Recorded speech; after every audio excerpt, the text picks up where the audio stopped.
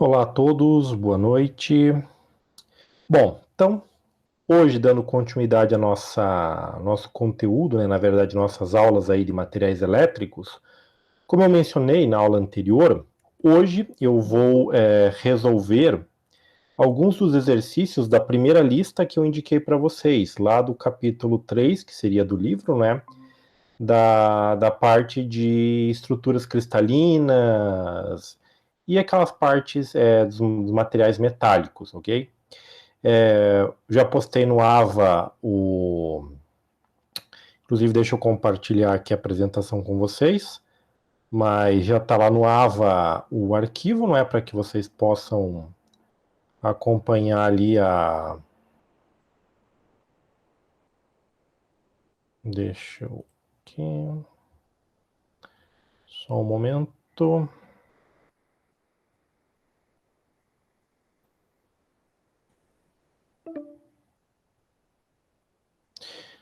Um momento que eu preciso. Vamos ver aqui. Ah, tá aqui. Beleza, deve estar aparecendo para vocês aí já já.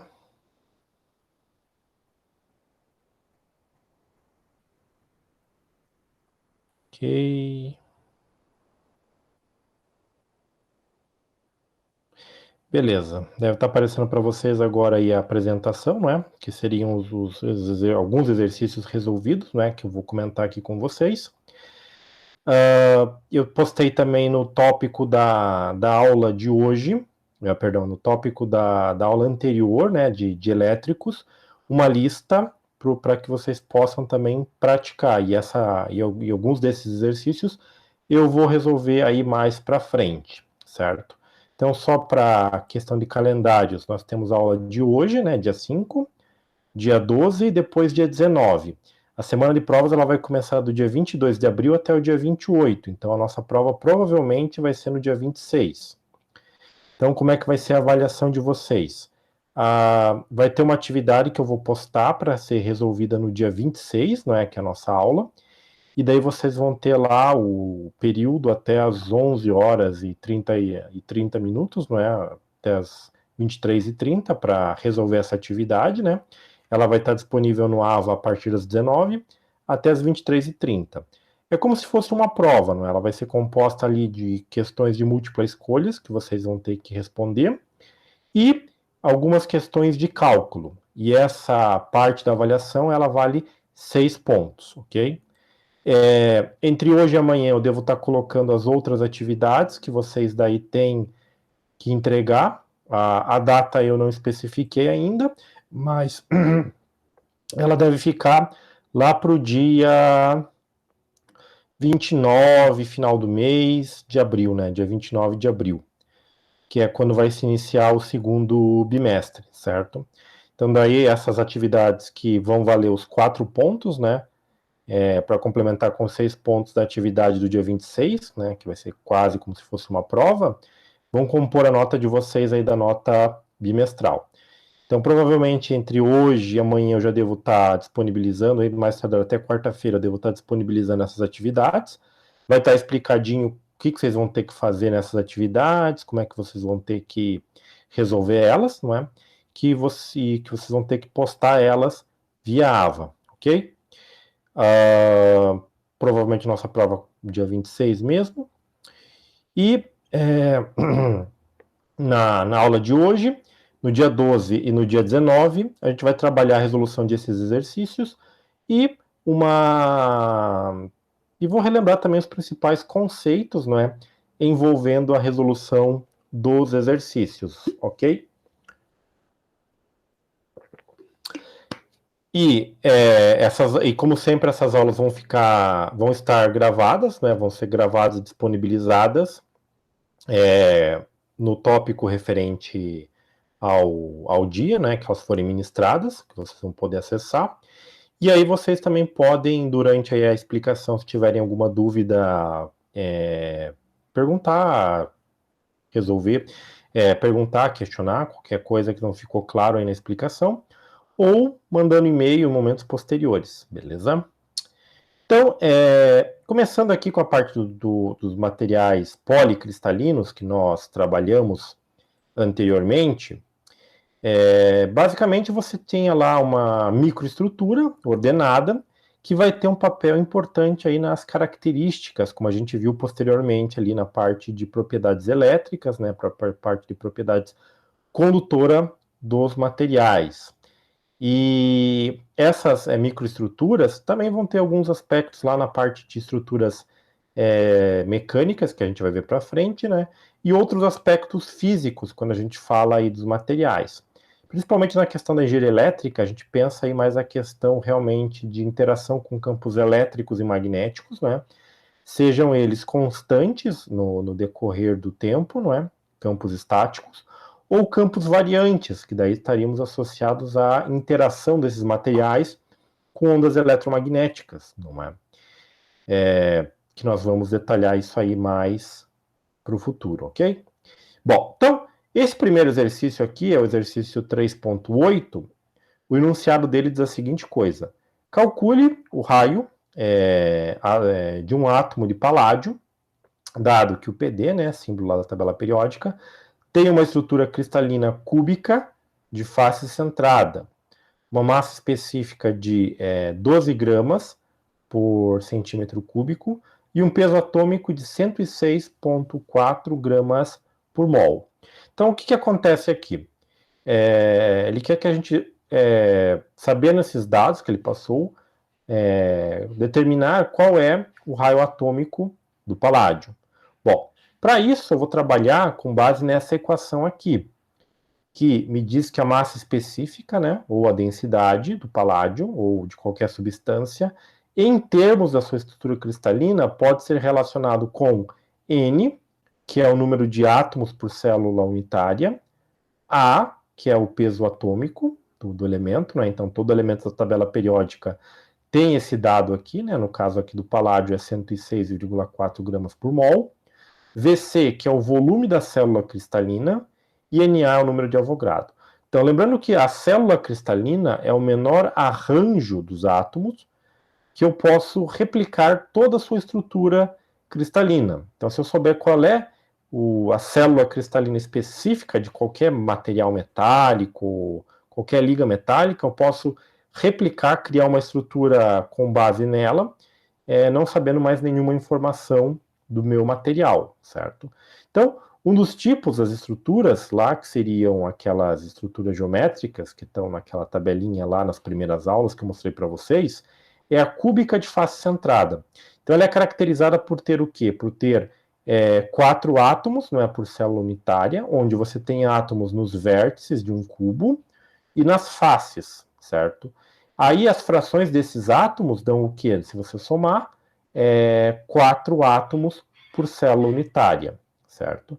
E a massa específica ele forneceu para nós como 12 gramas por centímetro cúbico, certo?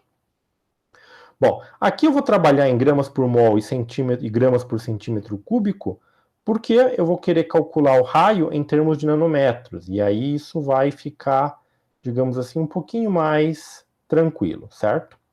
Bom, então, aqui já está colocada a segunda informação, não é? Que, como é cúbica de face centrada, o N vale igual a 4, certo? E o VC é o quê? É a aresta ao cubo. Então, da onde vem essa relação aqui de 16R ao cubo raiz de 2? Se você olhar naqueles slides anteriores, você tem que a relação do raio, ou melhor, da aresta, dessa estrutura aqui, com o raio atômico é o quê? 2R raiz de 2, certo? E aí você, elevando tudo isso ao cubo, porque o volume de qualquer cubo é o valor da aresta ao cubo, você encontra esta relação aqui, como eu já mostrei para vocês em aulas anteriores, ok? Então, eu vou pegar esta relação aqui do volume da célula cristalina, vou substituir aqui embaixo, né? Que vai ficar, ó, 16R ao cubo, raiz de 2. Então, esse VC aqui só foi trocado por este cara aqui. O Na permanece aqui, né? Que é o número de Avogadro, ele é um valor fixo. E o N e o A eu vou substituir na próxima passagem aqui. Bom, tudo bem. Dessa equação aqui, a única informação que eu não tenho, que é o que eu quero, é o valor de R, que é R que está elevado ao cubo.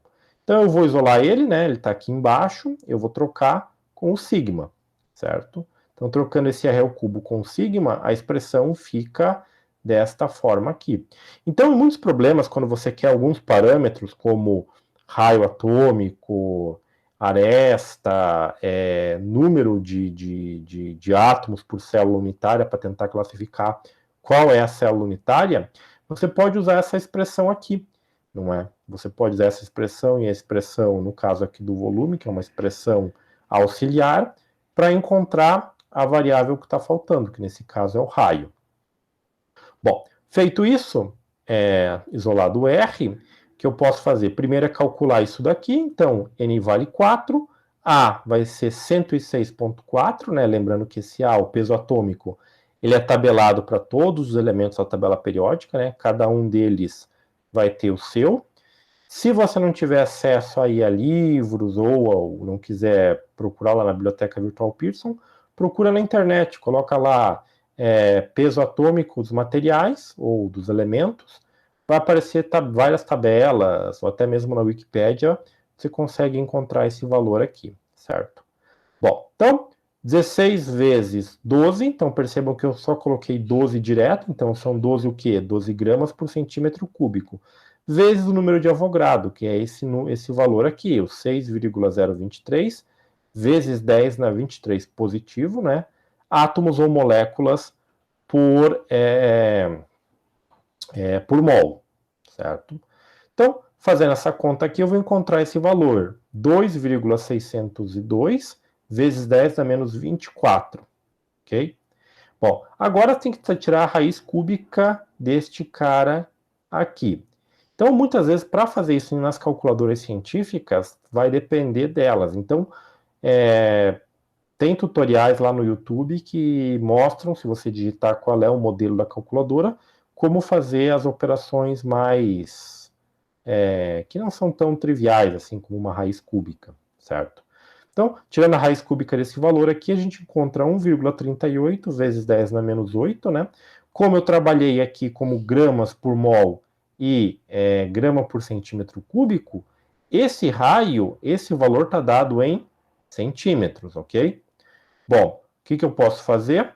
Posso jogar essa vírgula para cá, aqui vai virar um 10 na menos 9, eu posso colocar em nanômetros, que é a forma mais comum de você representar, ou usar a unidade de comprimento, né, para representar um raio atômico, né, que é o nanômetro, que é 0,138. Então, se você olhar alguns exercícios que a gente já trabalhou aí nas aulas anteriores, né, principalmente nessas aulas de estruturas cristalinas, o raio atômico é fornecido desta maneira aqui, certo? Então, aqui nós encontramos o raio atômico do paládio. Você poderia fazer isso para qualquer estrutura, não é que é para qualquer raio atômico que você queira. O que você tem que saber é qual vai ser o seu volume da célula cristalina. Se for as estruturas cúbicas, é mais fácil, porque daí você sabe que são aquelas expressões, não é, associadas à relação da aresta com o raio. Se for uma estrutura hexagonal, já é um pouquinho mais complicado, porque você tem que procurar daí qual é essa relação do volume da célula unitária, ok? Bom, então esse aí é o primeiro exercício, né, daquela lista que eu passei para vocês, tá? Como lista número 1, se eu não me engano, ok? E só para lembrar, essas listas que eu indiquei para vocês, elas não valem nota. As que vão valer nota, eu vou indicar para vocês aí nos próximos dias, ok? Bom, então, exercício 3.10. 3.10 diz a seguinte coisa. Algum metal hipotético, não é? Então, um metal imaginado, possui uma estrutura cristalina cúbica simples, que está mostrado na figura abaixo. Se o seu peso atômico vale 74,5 gramas por mol e o raio atômico vale 0,145 nanômetros, calcule a sua massa específica, ok? Então ele está pedindo para a gente calcular a massa específica para um metal cujos átomos vão se arranjar numa estrutura como essa daqui. Eu não me recordo agora se eu mostrei a estrutura cúbica para vocês ou não, Mas eu me recordo que eu mostrei uma estrutura, um desenho similar para a estrutura cúbica de corpo centrado, que você tem daí as partes dos átomos nos vértices e o átomo na parte central. E na estrutura cúbica de face centrada, né, na CFC, você tem os vértices e daí você tem metade dos átomos nas faces do cubo, ok? Então, no caso da estrutura cúbica simples, que é das estruturas cúbicas a mais simples, né, usando essa redundância, ela é organizada com os átomos, digamos, se ordenando desta forma. Quando você desenha o cubo, você vai cortar os átomos, não é? Para que 1/8 de cada átomo fique na aresta desse cubo. Então aqui você não tem átomos nem nas faces, nem no centro, apenas nos vértices, ok? Bom, para calcular a massa específica, a gente sempre parte dessa, em termos da estrutura cristalina, parte dessa equação aqui. Rho é igual a N, que multiplica A sobre VC vezes NA. Então, quem que é o N? N é o número de átomos que eu tenho por célula unitária. E o VC é o volume da célula cristalina. O número de átomos por célula unitária a gente pode contar através desse desenho aqui.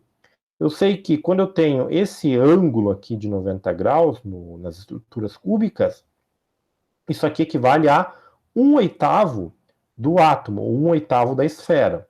Então, se eu contar aqui 1, 2, 3 aqui em cima, né? 4/8. E aqui embaixo, 5, 6, 7. E aqui no cantinho atrás, que não está aparecendo, 8/8, ou um átomo. Então, uma característica de toda estrutura cúbica simples é que ela sempre vai ter o quê? Um átomo por célula unitária. Assim como a estrutura cúbica de corpo centrado tem 2 átomos por célula unitária, e a estrutura cúbica de face centrada tem 4 átomos por célula unitária. E, só para complementar, né, a hexagonal compacta tem 6 átomos, certo? Bom, com isso, então, eu determinei o N. Já sei que o N vale 1. Agora, e o volume? O volume é parte dessa relação aqui, né? Que o volume de qualquer cubo é igual ao quê? O valor da sua aresta elevado ao cubo, como está representado aqui. Se eu olhar para essa figura e considerar que esse ponto aqui seria o centro de um átomo, desse ponto até aqui, eu tenho o quê? A parte da eletrosfera. Por que eu posso fazer essa consideração? Porque quando eu uso o modelo de esferas, ou seja, eu aproximo a forma dos átomos para esferas, eu considero que o núcleo ocupa o centro da esfera. E a distância do centro da esfera até a sua superfície é o raio atômico, certo?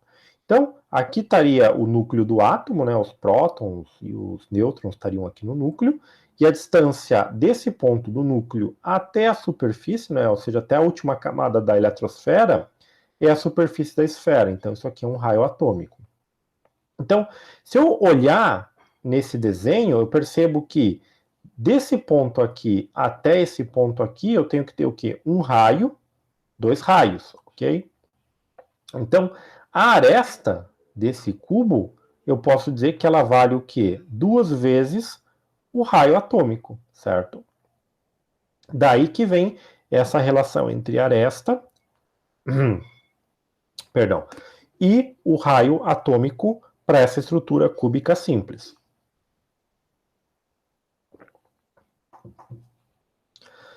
Então, para calcular o volume, é elevar o valor da aresta ao cubo, que no caso é 2R ao cubo, que é igual a 8R ao cubo. Então, uma maneira para uma estrutura mais simples é de você calcular o volume da célula cristalina, certo?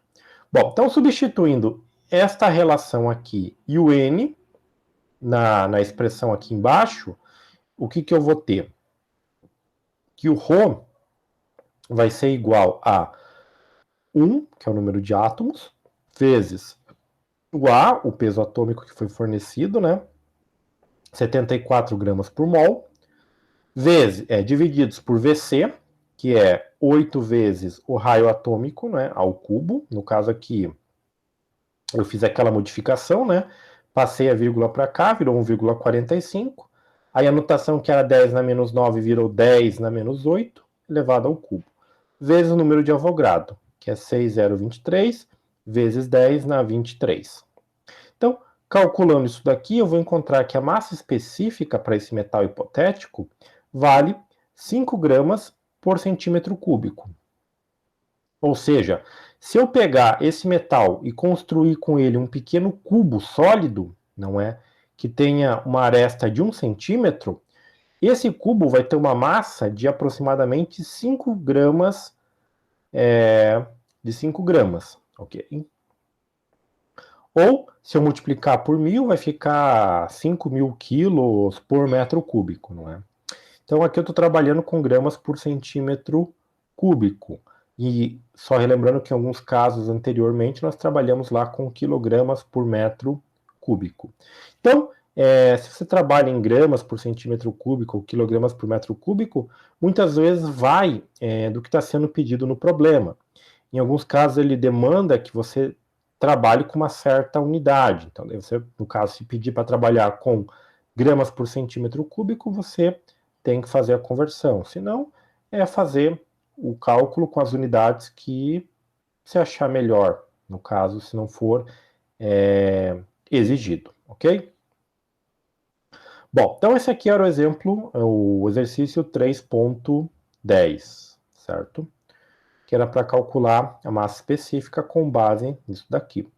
Então, sempre fiquem atentos que nos exercícios, naqueles que eu passei para vocês, né, nos enunciados, muitas vezes tem alguma figurinha, não é, ou algum dado extra que é fornecido justamente para que vocês possam trabalhar. Ou seja, sem essa figurinha aqui não seria possível, né, fazer essa resolução do problema, ok? Bom, então, avançando agora para o exercício 3.13, certo? Então, no exercício 3.13, ele diz a seguinte coisa: o nióbio possui aí um raio atômico, né, de 0,143 nanômetros e uma massa específica de 8,57 gramas por centímetro cúbico. Determine se ele possui uma estrutura cristalina cúbica de face centrada ou cúbica de corpo centrado, certo? Então, com base nessas informações, como é que eu posso determinar qual vai ser a estrutura cristalina do nióbio? Não é? Essa é a pergunta. Bom, então, para resolver isso, eu tenho que testar dois casos, né? Saber se ele vai ter essa estrutura aqui ou essa estrutura aqui, né? Se o seu arranjo dos átomos, não é? Ele vai ter uma dessas estruturas aqui. Lembrando que o nióbio ele é muito importante aí para a indústria metal-mecânica, porque ele é usado como elemento de liga para você dar propriedades mais de maior resistência, de alto desempenho, dependendo da aplicação, para os aços. Então, quando você mistura o nióbio, não só nos aços, mas em algumas ligas com titânio ou com alumínio, sabe-se hoje que você produz uma liga que vai ter uma resistência bastante elevada em termos do peso do material. Não é? Então, para a indústria aeronáutica, por exemplo, essa questão da utilização do nióbio é muito importante. E para a questão da engenharia elétrica, é estudado aí que alguns óxidos de nióbio eles têm propriedades semicondutoras, então eles estão sendo investigados, e isso eu posso até comentar com vocês mais futuramente, na parte de semicondutores, a utilização desses óxidos, não só de nióbio, mas de outros materiais, para sensores de diversas partes aí do espectro do eletromagnético, células solares, enfim, para uma série de aplicações aí, certo? Bom, mas retornando aqui, o que a gente tem que fazer? Partimos sempre, né, dessa relação aqui, porque eu estou envolvendo a estrutura cristalina, certo? O raio atômico e a massa específica. Bom, então, primeiro, o que eu posso fazer? Eu poderia utilizar, eu poderia... um caminho que eu poderia pensar é, bom, eu sei qual é o valor de Rho, tá aqui, 8,57. Eu sei o número de Avogadro, eu sei a massa, eu sei o peso atômico, né, deles, eu posso consultar numa tabela, e eu poderia então calcular esse N aqui, tentar calcular este N. O problema é que eu não sei qual é o volume, não é? Então eu teria que considerar nesse caso duas possibilidades para o volume. Então, o que é mais fácil é eu fazer a seguinte coisa.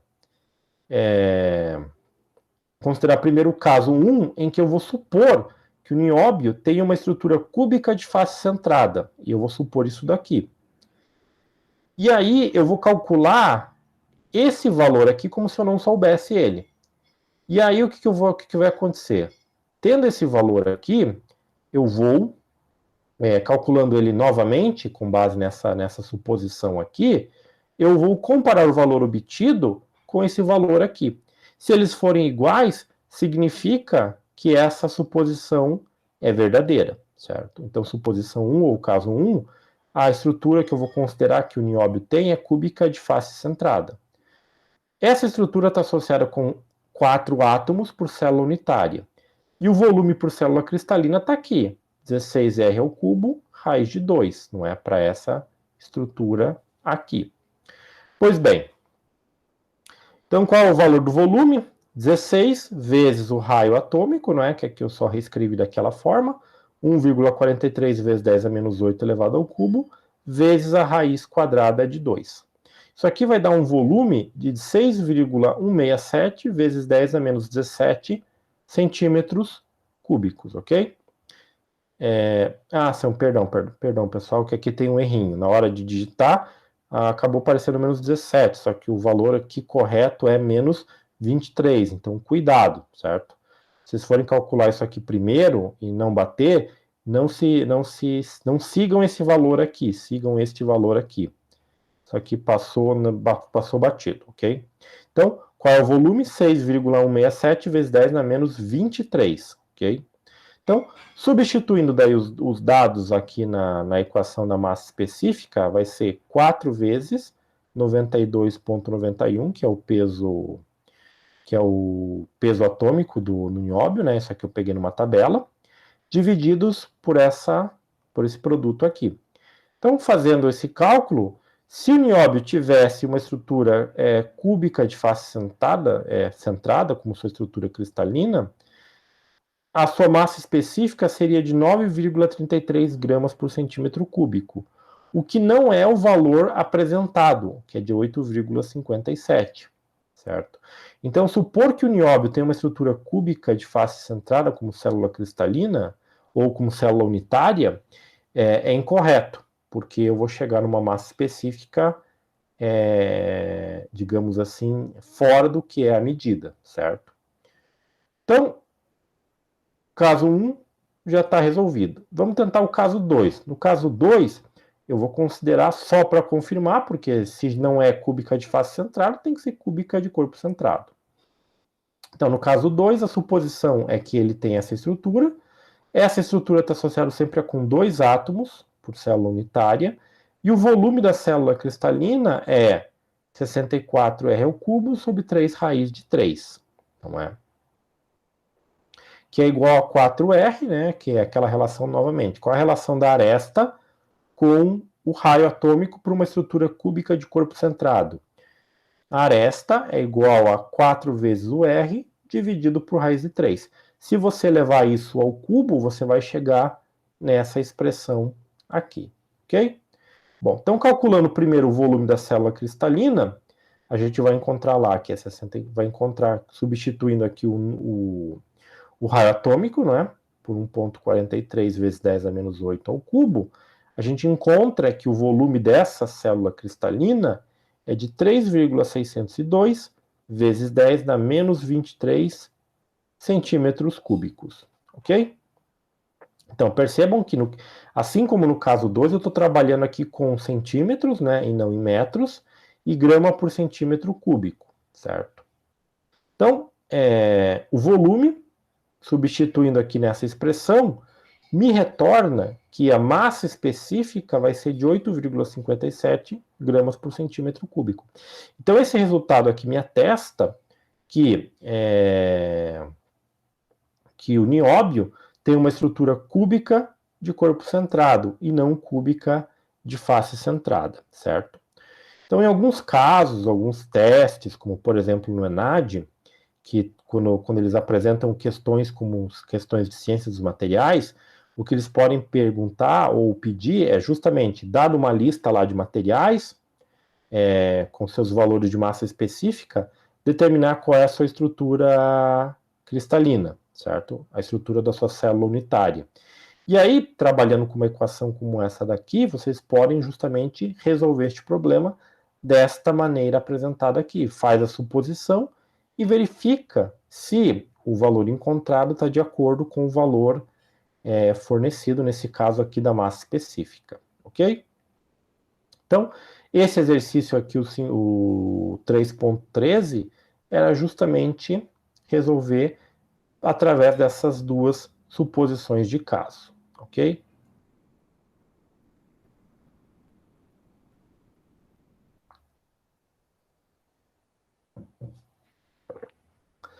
Bom, agora, outro elemento que é trabalhado aqui no exemplo ou no problema 3.16 é o índio.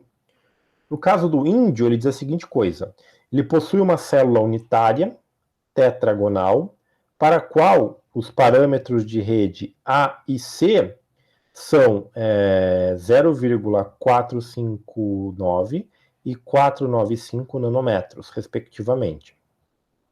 Aí no item A, se o fator de empacotamento atômico e o raio atômico valem 0,693 e 0,1625 nanômetros, respectivamente, determine o número de átomos em cada célula unitária.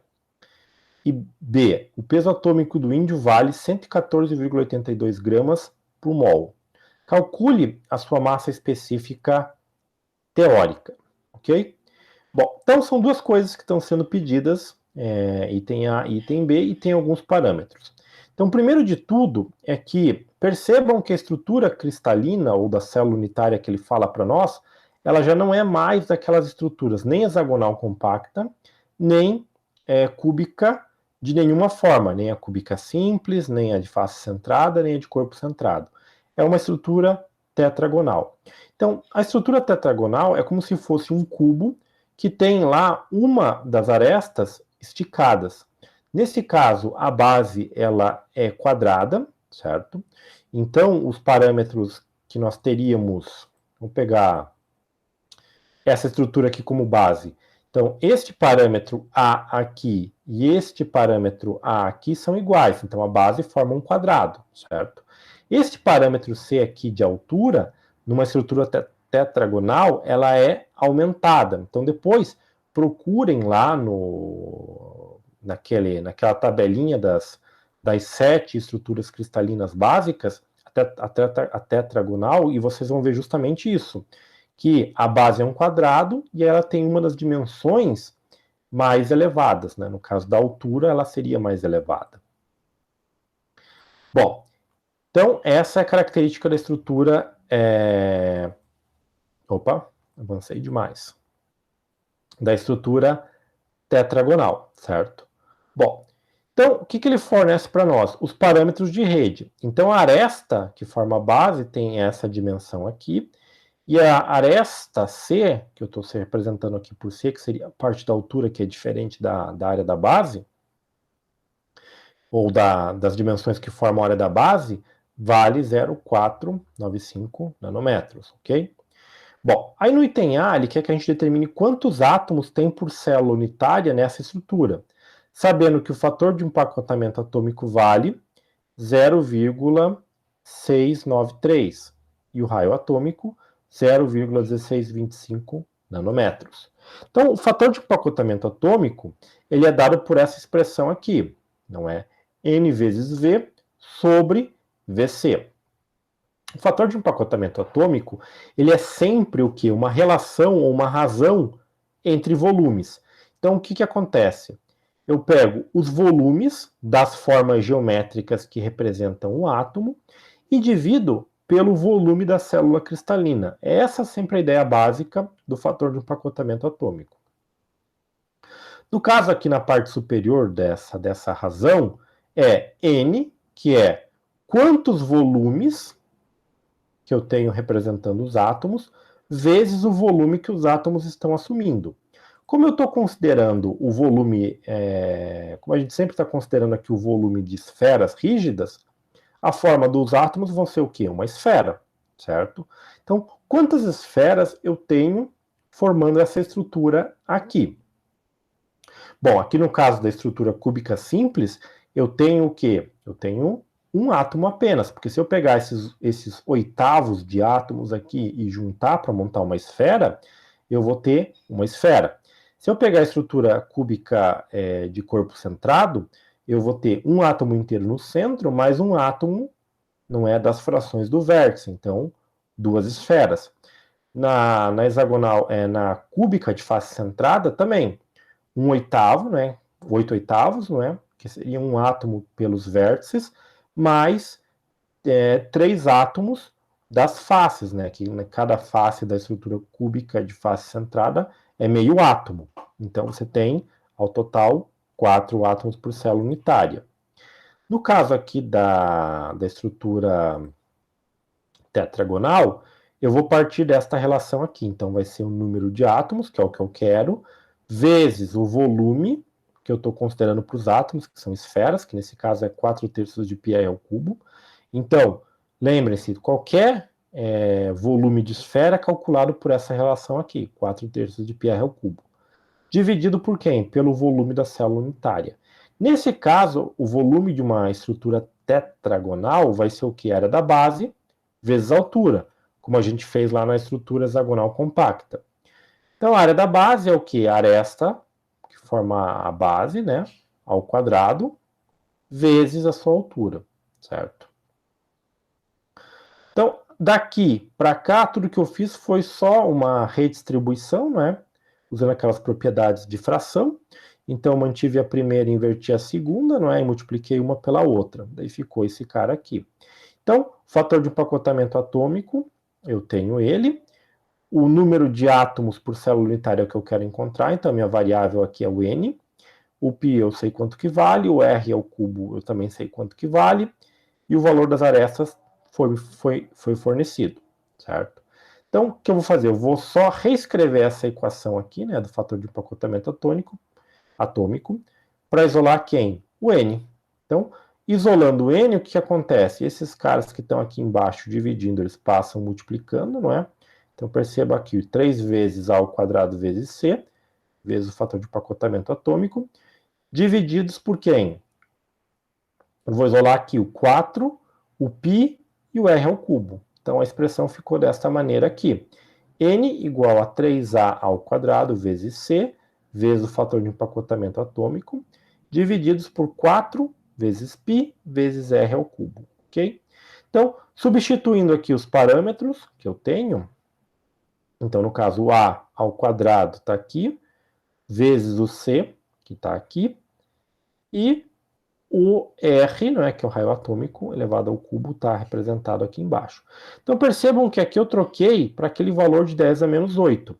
Esse é um caso que, se você considerar aqui 10 na menos 9, considerar aqui 0,459, aqui 0,495, e aqui 0,1625, não é? Tanto eles em nanômetros quanto em centímetros, não importa, vai ser o resultado vai ser o mesmo, certo? E aí o que a gente vai ter aqui vai ser que o N dá 4. Claro que se você usar a calculadora e considerar mais casas, vai ter lá 4,00 e alguma coisa para cá. Lembrem-se, para que esse N seja válido, o número de átomos por célula unitária, ele tem que ser um número inteiro. Então, se desse 4, alguma coisa, já não seria válido. Tem que ser 4,01, por exemplo, ou 4,001. Aí seria considerado. Bom, então, aqui a gente usou essa relação do fator de empacotamento atômico para determinar o número de átomos por célula unitária. Então, o índio, não é, ele tem uma estrutura tetragonal e essa estrutura conta com 4 átomos por célula unitária, certo? Eu poderia fazer uma analogia que seria uma estrutura tetragonal parecida com a estrutura cúbica de face centrada. Por quê? Porque além de eu ter átomos nos vértices, não é? Eu provavelmente também tenho átomos ou metades de átomos nas faces desta estrutura, ok? Então essa é só uma analogia que a gente pode fazer aqui com relação a esse caso, certo? Bom, aí no item B eu quero determinar qual sabendo o peso atômico, né, que vale 114,82 gramas por mol, para calcular a massa específica teórica, certo? Então, parte novamente desta relação aqui, não é? Só que daí agora o que eu quero encontrar? Eu quero encontrar ρ. O N eu já sei que eu calculei lá no caso anterior, o A foi fornecido aqui no enunciado, o VC eu vou novamente substituir como o A ao quadrado vezes C, que isso aqui é a área da base vezes a altura, que é uma forma de eu determinar esse tipo de estrutura, vezes o número de Avogadro, ok?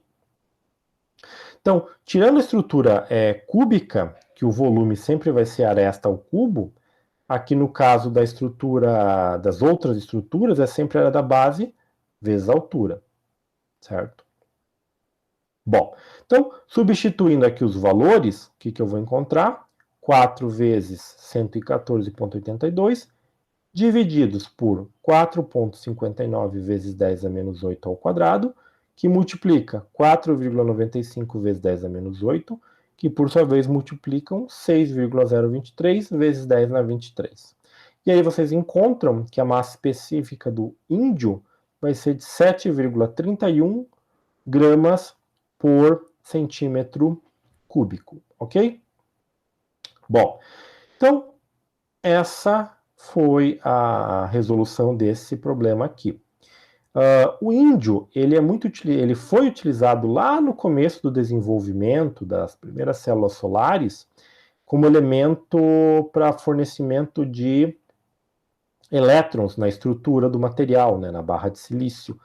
Só que no caso, utilizar esse material não era muito bom porque esse índio, os átomos de índio, ele tem o poder de migrar no interior do material de silício. Então você tinha digamos assim, uma vida útil muito curta para os sistemas fotossensíveis utilizados essa mistura aqui de índio mais silício. Isso também está relacionado com esse tipo de estrutura cristalina que ele apresenta, ok? Bom, pessoal, então, dos exercícios que eu tinha indicado lá da lista do capítulo 3, eram basicamente esses, não é, que eu resolvi, não é? Se eu não me engano, sobraram lá 1 ou 2 exercícios que são de consultar texto, material do slide, as explicações que eu dei nos slides, não é? Para responder esses exercícios, ok? Bom, então se vocês tiverem alguma dúvida específica nessa primeira lista aí e quiserem questionar, eu estou à disposição de vocês, beleza? Ou também tiverem questões sobre outros exercícios mais para frente, pode perguntar também.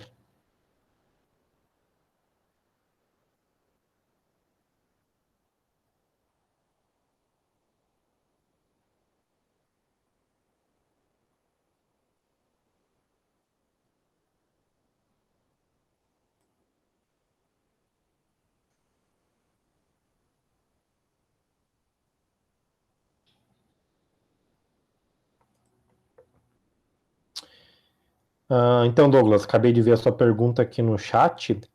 Não, a lista para entrega que vale nota ainda não está no AVA. Eu estou finalizando ela, né? Eu tive um problema aí de conexão à internet no fim de semana, não consegui